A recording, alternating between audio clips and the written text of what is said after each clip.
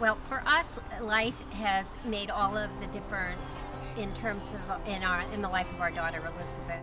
She has blossomed under the care of the staff, and yet also being independent, which was very, very important to her and to us. Now, picking up on that theme, the real test for me personally and for Suzanne is, where does Elizabeth consider home?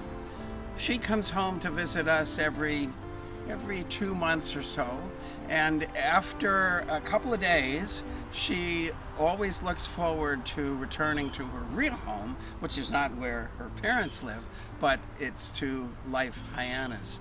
It is such a caring, supportive, nurturing, and any other adjectives you want to use, place, that it is so meaningful to Elizabeth that that's what she considers her true home, where she rules. She doesn't have to listen to her mother and father tell her what to do. She knows what to do because the counselors at Life have taught her to truly live independently.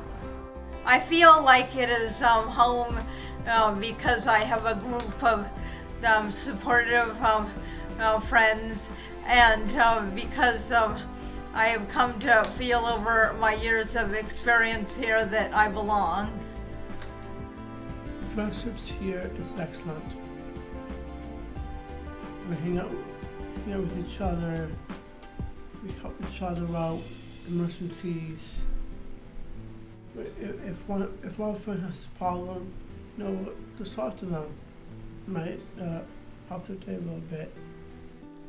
I always expected that Jonathan was going to live in the community where he grew up in. It's the community I grew up in. He had many friends. He graduated from the local high school, Swampscott High School. He was known by everybody. He had jobs. And my vision was that he was going to stay in Swampscott, and he was going to be like I was, and have a life surrounded by the sea and surrounded by his friends and family. Yet when Jonathan finished high school, it was clear to him and clear to us that he wanted to go on to some kind of postgraduate education, and he did that.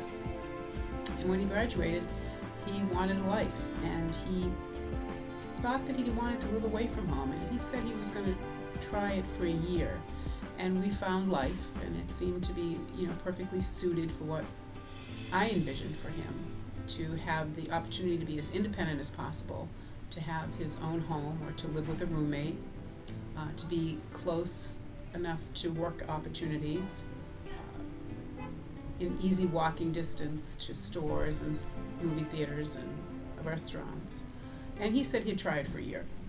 And Jonathan's never looked back, and when we ask him when he's moving home, he says, this is my home. Life is my home. Swampscott's my hometown. When families ask me about planning for the life of their child who has a disability, I always circle back to what's really important in life. And that's friendship, community, and a sense of belonging. Because I think you can find a house and a place to live anywhere. It's just a physical place. And you can even find a job in most places.